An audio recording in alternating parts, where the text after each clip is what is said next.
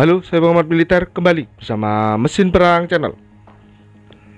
Pasca meletusnya perang antara Rusia dan Ukraina, aktivitas kapal-kapal milik Angkatan Laut Rusia kian meningkat di Laut Baltik. Khawatir terhadap ancaman aktivitas Rusia, Swedia mengusulkan negara yang berada di kawasan Nordik untuk mengakuisisi pesawat AEWNC. Usulan akuisisi pesawat AEWNC ini disepakati kala tiga negara Nordik yakni Denmark, Finlandia, dan Swedia melakukan pertemuan pada 12 Januari 2025.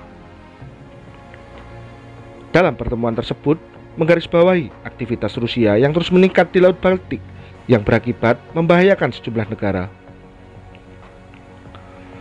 Untuk memantau aktivitas Rusia tersebut dibutuhkan platform untuk melakukan pengintaian. Salah satu anggota parlemen Swedia dari partai oposisi utama Swedia, Sosial Demokrat, Magdalena Andersson, mengusulkan agar negara-negara Nordik untuk mengakuisisi pesawat AEWNC, di mana pesawat yang cocok yakni Saab Globe Ice.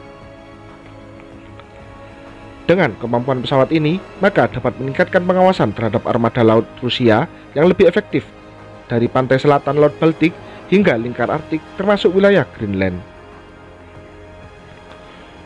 Untuk itu, anggota parlemen Swedia ini terus mendorong negara Swedia terus berkolaborasi dengan negara-negara Nordik untuk meningkatkan kemampuannya untuk menghadapi ancaman Rusia.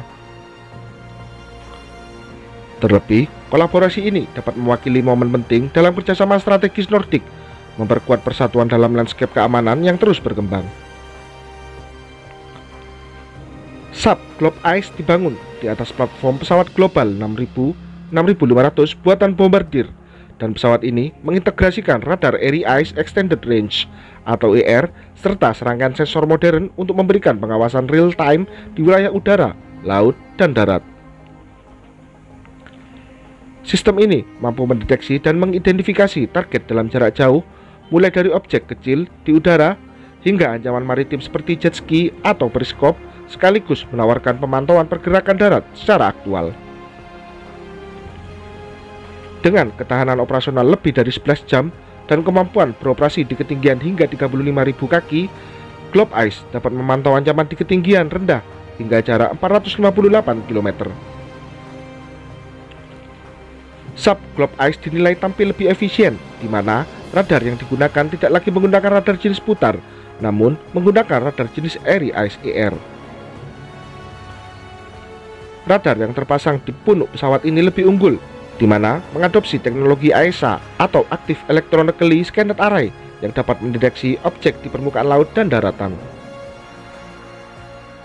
Globe Ice yang menggunakan basis pesawat Bombardier Global 6000 hanya membutuhkan waktu 45 menit untuk pengisian logistik dan bahan bakar. Sementara untuk startup sistem radar hanya butuh waktu kurang dari 15 menit.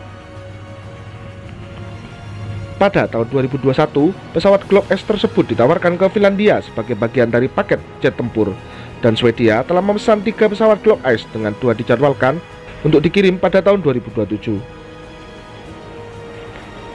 Saab Globe Ice saat ini menjadi pesawat AWACS yang cukup dipertimbangkan kemampuannya, sehingga pesawat ini mulai dilirik oleh sejumlah negara untuk dioperasikan ataupun untuk modernisasi armada udaranya.